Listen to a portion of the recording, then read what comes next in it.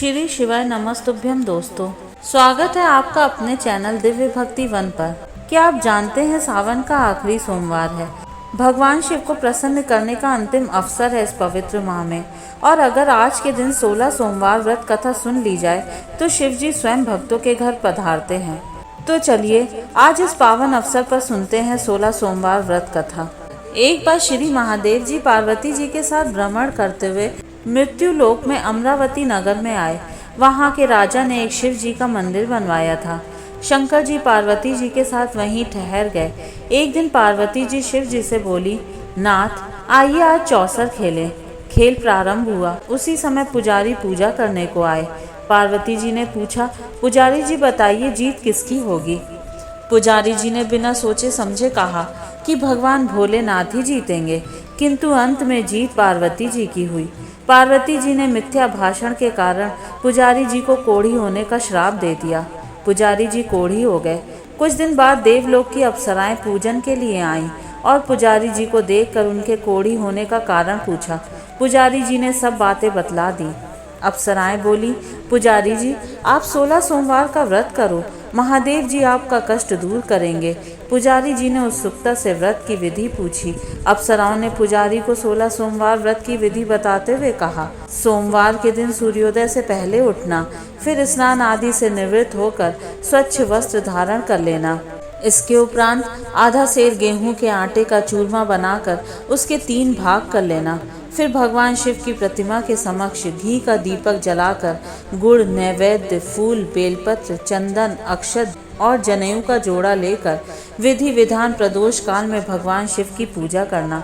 पूजा के बाद गेहूं के आटे से बनाए गए चूरमे के 3 भाग में से 1 भाग भगवान शिव को अर्पित करना और 1 आप ग्रहण करना। बाकी भाग को भगवान का प्रसाद मानकर सभी में बांट देना।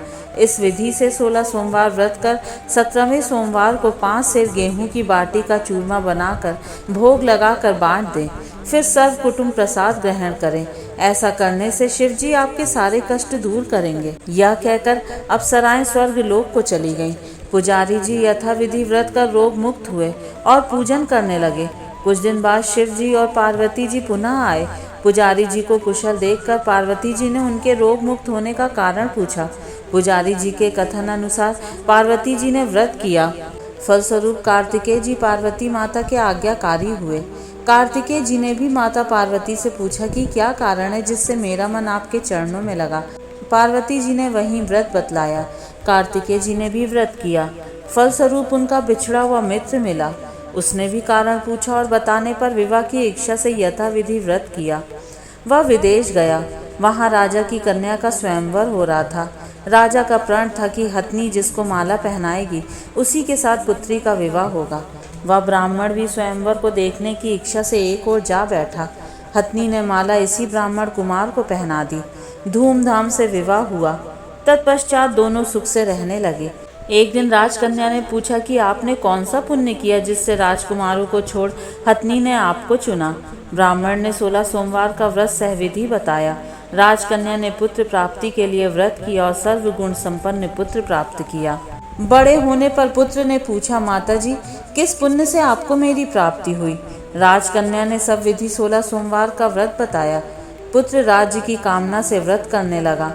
उसी समय दूसरे राज्य के राजा के दूतों ने आकर उसे अपनी राजकुमारी के लिए चुना। आनंद से विवाह संपन्न हुआ।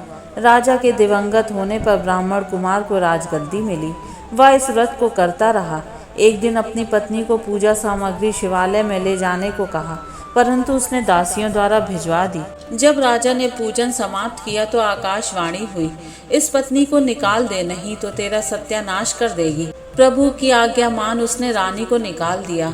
रानी भाग्य को कोसते हुए नगर में एक बुढ़िया के पास आई। उसका हाल देखकर बुढ़िया ने उसके सिर पर सूत की पोटली रख बाजार भेजा। रास्ते में आंधी आई, पोटली उड़ गई।